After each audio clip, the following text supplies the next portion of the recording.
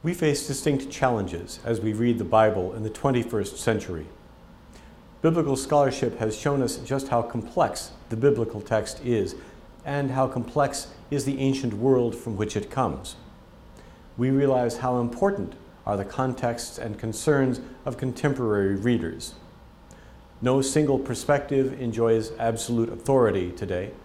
No method guarantees assured results, and not many exegetical judgments enjoy universal consensus. A new series from Fortress Press, Reading the Bible in the 21st Century, introduces contemporary biblical scholarship to students and interested readers, showing how each of the various approaches current today is a strategic interaction with the biblical text, and inviting the reader to try it out. Each approach has its own purposes, distinct advantages, and particular limitations. Each approach springs from specific assumptions or intuitions about the text, or from a particular vantage point in our world. The series has two component parts: insights and strategies. The focus of the strategies volumes is on pulling together the variety of methods and perspectives at play in contemporary Bible interpretation, and on developing the skill and discernment to apply those methods sensitively and responsibly. In The Ancient Biblical Text and the Contemporary Reader, Greg CAREY of Lancaster Theological Seminary urges the reader to take seriously the historical and cultural distance between the Bible and ourselves. For many readers, that's the first challenge of biblical studies.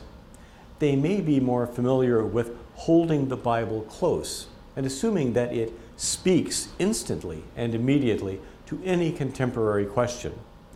Does loosening that grip mean that I'm starting to care less about the Bible?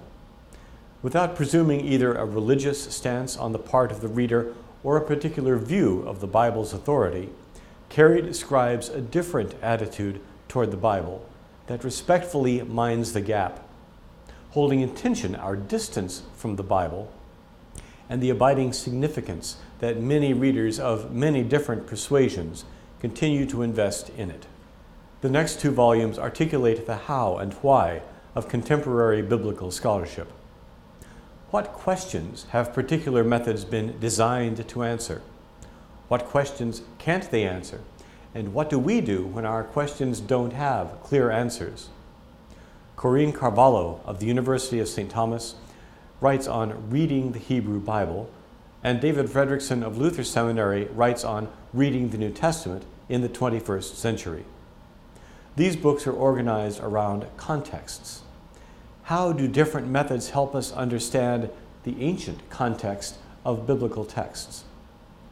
How do we explore the context of interpretation over the centuries of Christian and Jewish history? And what perspectives broaden our understanding of how the Bible can most responsibly be engaged today? The focus in these volumes is less on learning techniques than on acquiring discerning habits and attitudes of wise interpretation. What does all this talk of methods and interpretation have to do with the life of faith? Everything, argues Caroline Lewis of Luther Seminary in the 4th volume, Reading the Bible Theologically.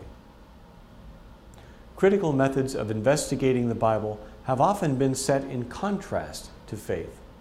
That sometimes means that readers may feel their faithful reading may be imperiled by the study of current questions and approaches. Lewis shows how critical perspectives can enhance the life of faith. And she describes the practices and virtues of responsible and curious theological interpretation. Each of these volumes is written by an engaging author, a teacher, and a scholar. Together, the Strategies series introduces the student not just to the methods of past biblical studies, but to the attitudes and skills that make for judicious interpretation today, the discernment needed for reading the Bible in the 21st century.